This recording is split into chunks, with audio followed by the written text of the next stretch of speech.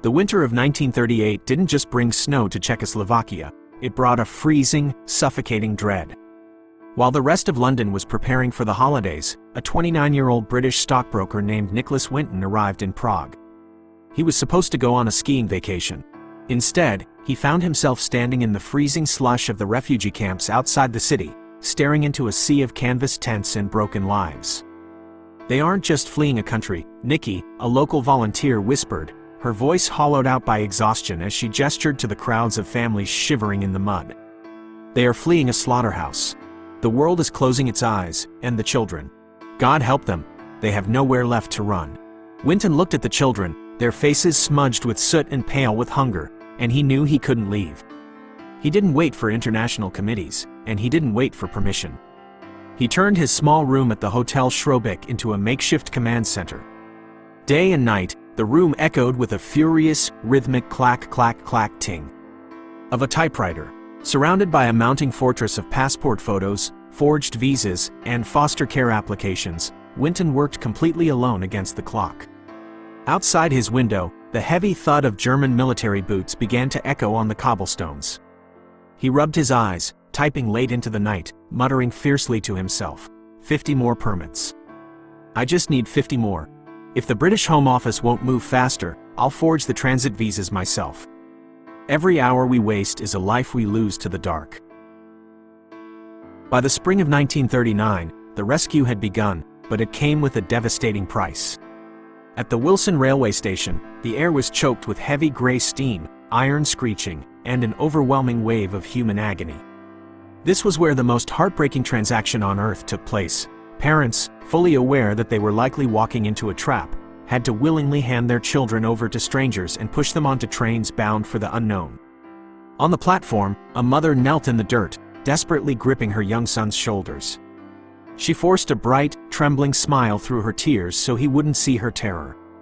"Be brave, my love," she whispered, placing a small wooden toy into his hands. "You are going on a grand adventure to England. We will follow you very soon. I promise." It was a beautiful, necessary lie. 8 times, the massive steam engines groaned and pulled away from the platform. Inside the carriages, tiny faces pressed against the glass windows, watching their parents shrink into the distance until they were swallowed by the smoke. Standing in the shadows of the station, Winton watched the trains vanish into the night, checking his pocket watch with a grim, heavy sadness. 669 children had been pulled from the closing jaws of a monster. But the victory felt like a stone in his chest because he knew the brutal math of the war. For every child on that train, thousands more were left behind. Everything rested on the 9th train. It was scheduled for September 1, 1939, the largest group yet, with 250 children packed and waiting. Just hold on until September 1, Winton prayed silently. But history had no mercy. On September 1, Hitler invaded Poland. The borders slammed shut instantly. The 9th train never left the station, and the dark swept over Prague. Nearly every single child waiting on the platform that morning would never be seen again. 50 years passed. The war ended, the world rebuilt, and Nicholas Winton went home to England. He grew old, got married, and lived a quiet, ordinary life. He never told a soul what he had done. It wasn't out of shame, but out of a profound, silent humility. He truly believed his story was over, and the past was dead. Until a rainy afternoon in 1988. Up in the warm, dusty attic of their home, his wife Greta was clearing out old suitcases when she found a worn, leather-bound scrapbook hidden under the eaves. She opened it, and her breath caught in her throat.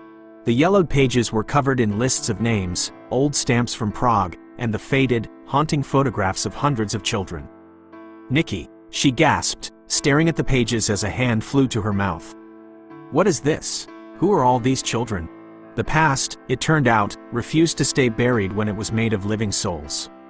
A few weeks later, Nicholas was invited to sit in the audience of a BBC television program called That's Life, completely unaware of what the producers had planned.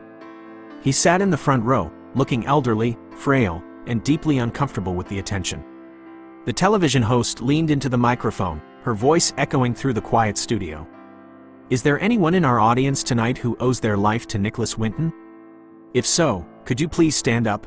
For a second, there was total silence. Then, a rustle of fabric. Nicholas turned his head. To his left, to his right, and in the rows directly behind him, dozens of middle-aged men and women stood up simultaneously. They looked down at the old man with tears streaming down their faces, clapping softly, their eyes filled with half a century of gratitude. Winton looked around, his eyes wide with sudden, overwhelming realization. He had thought he only saved children. He had forgotten that children grow up. He had forgotten that they have children of their own. Standing all around him was a living, breathing forest grown from the tiny seeds he had planted in the mud of Prague 50 years ago: doctors, artists, teachers, and parents. The man who had carried a silent heartbreak for 5 decades finally took off his glasses. As the applause washed over him, he wept, his face a mix of deep grief for the ones he lost, and a beautiful, final peace for the ones he saved. 669 lives. The circle was finally complete.